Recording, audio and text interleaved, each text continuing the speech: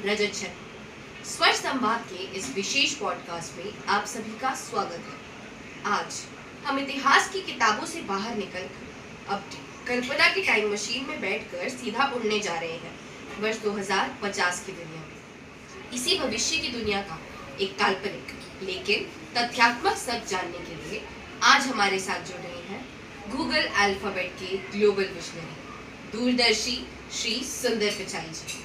धन्यवाद रजत जी और स्वर संवाद के सभी श्रोताओं को मेरा नमस्कार। आज हम 2026 में बैठकर 2050 की दुनिया का रोड मैप देख रहे हैं, लेकिन हमें यही समझना होगा कि 2050 में दुनिया वैसे ही बदलेगी जैसी उसकी बुनियाद हम आज रखेंगे।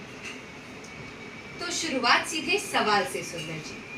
2050 की जीवन शैली का तथ्य तो बहुत ही खौफनाक नजर आता है।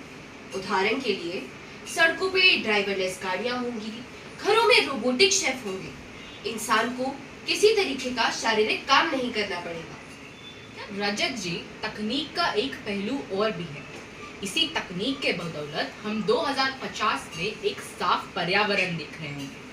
उदाहरण के लिए आर्टिफिशियल फोटोसिंथेसिस और AI एनेबल्ड ग्रीन ग्रिड्स की मदद से हम कार्बन उत्सर्जन 80% कम कर चुके होंगे। चलिए, पर्यावरण तो ठीक है, लेकिन 2050 की शिक्षा व्यवस्था का क्या?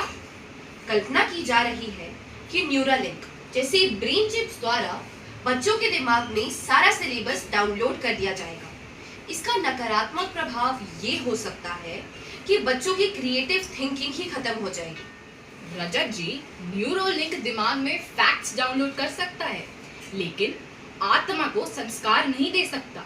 वह केवल एक इंसानी शिक्षक ही देख सकता है। एक AI रोबोट दुनिया के सारे नियम रटा सकता है, लेकिन उनके पीछे छुपी करुणा और नैतिकता केवल माँ बाप या फिर एक गुरु ही समझा सकता है। कमाल की बात कही आपने। मतलब एक AI एल्गोरिदम माँ की ममता, पिता की सीख और दोस्तों के वक्त का विकल्प नहीं बन सकता। चलते चलते हमारे 12वीं कक्षा के युवाओं को आप क्या मूल मंत्र देना चाहेंगे? मैं यही कहूँगा, तकनीकी रूप से अपग्रेड जरूर हुई, लेकिन नैतिक रूप से डाउनग्रेड मत हुई। यानी तकनीक को अपना गुलाम बनाइए, खुद तकनीक के गुलाम मत बनिए, अपनी इंसानियत कभी मत भूलिए। बहुत बहुत धन्यवाद सुंदर जी।